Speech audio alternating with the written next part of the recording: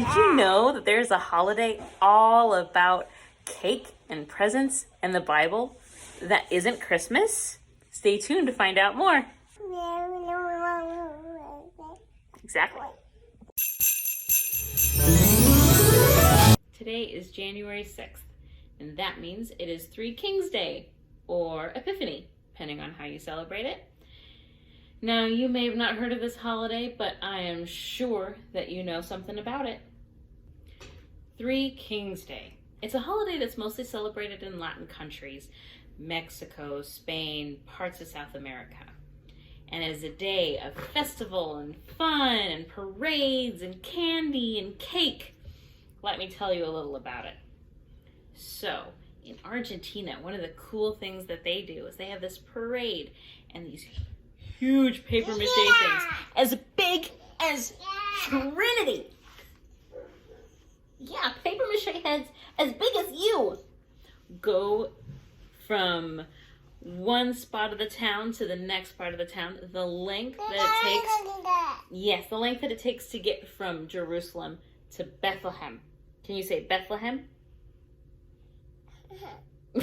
No, that's okay. You will learn.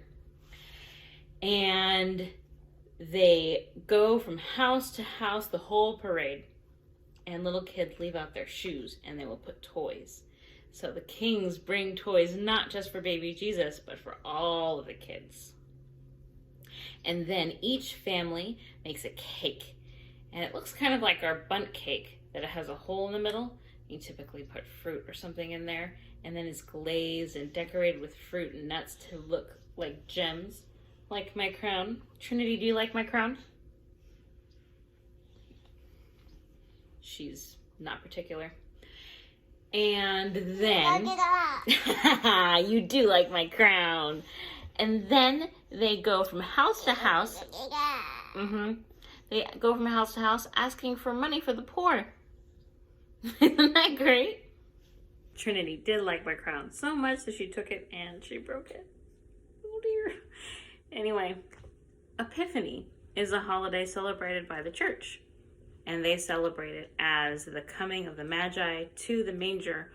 Or, in the Eastern traditions, they celebrate it as Jesus being baptized.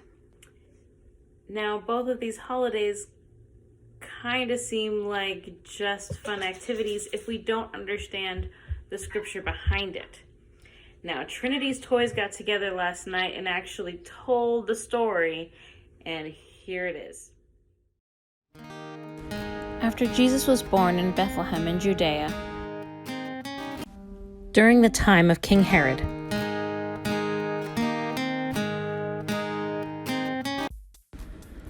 Magi from the east came to Jerusalem.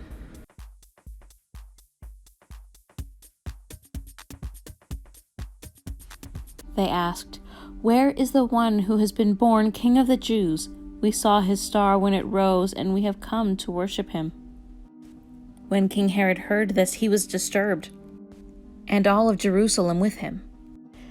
When he had called together all of the people's chief priests and teachers of the law, he asked them where was the Messiah to be born.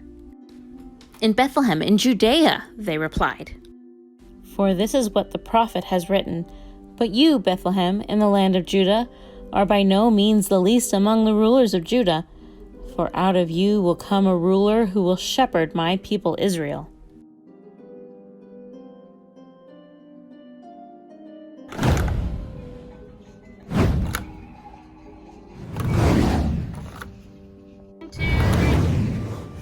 Then Herod called the Magi secretly and found out from them the exact time the star had appeared.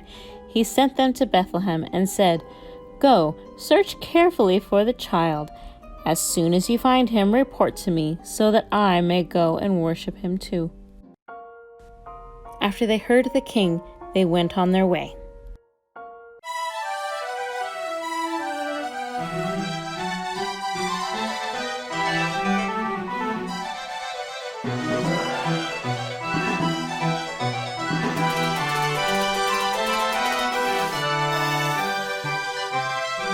And the star they had seen when it rose went ahead of them until it stopped over the place that the child was. When they saw the star, they were overjoyed.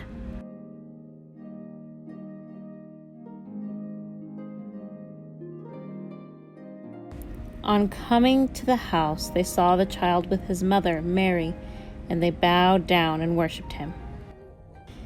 Then they opened their treasures and presents with gifts of gold, frankincense, and myrrh.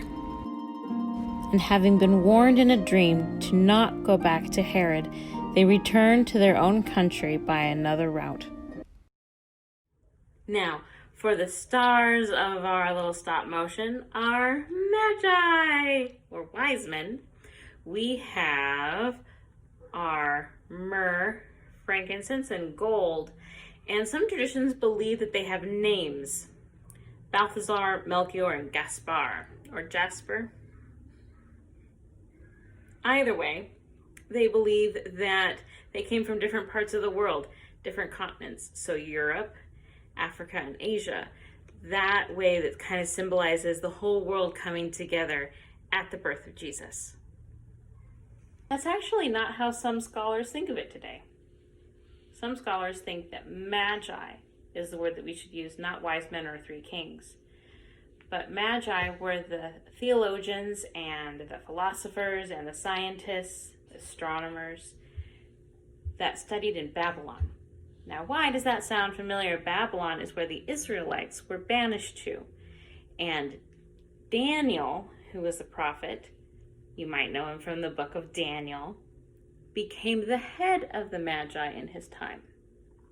Some scholars think that the Magi that came to see Jesus were the great-great-grandchildren, theologically and mentally speaking, of Daniel.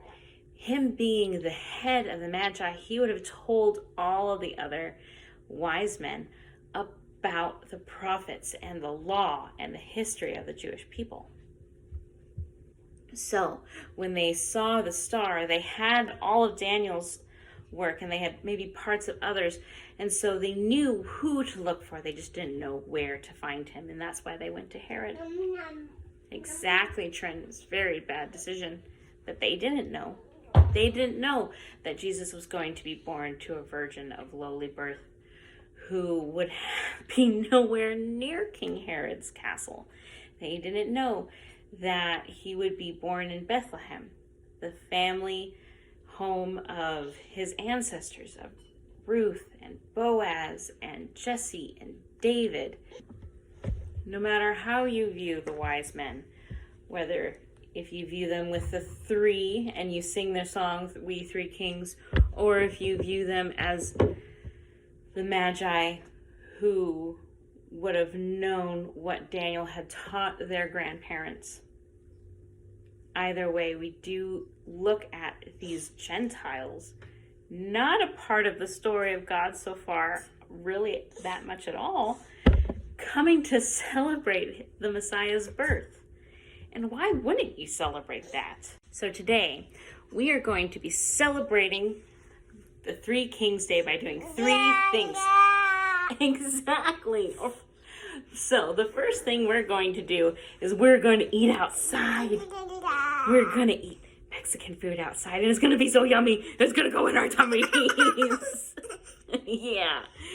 And then we are going to go with our friends who have been in our pod since March of last year, and we are going to enjoy a Three Kings cake.